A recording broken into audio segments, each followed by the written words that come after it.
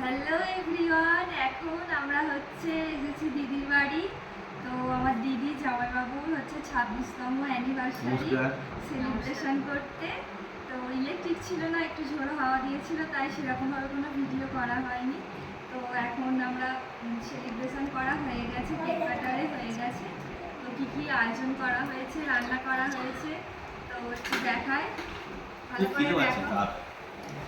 তো এতে হয়েছে পোলাও হয়েছে, আমি বানিয়েছি। আরে এটা তো বাসন্তী পোলাও। হ্যাঁ, এটা খুব বাসন্তী পোলাও হয়েছে। বাহ, দারুণ কালার হয়েছে। খেতে কেমন হয়েছে খেয়ে দেখতে হবে।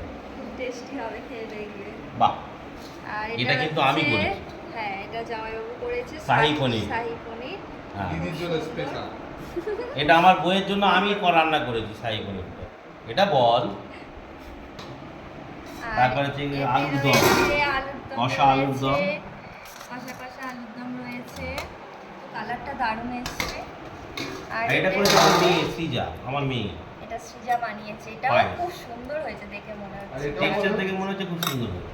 টোটাল জিনিসটা আমি নিলাম সেটা করো। আর হ্যাঁ, টোটাল আর জিনিসটা আজকে হচ্ছে পুজোর দিন, একটা গন্ধেশ্বরী পুজো আছে, বুদ্ধ পূর্ণিমা আছে। তো সেই জন্য পুরো নিরামিষ আয়োজন করা হয়েছে। তো এবারে আমরা খাওয়া দাওয়া করবো। Tata, tata tata. বন্ধুরা। Good night.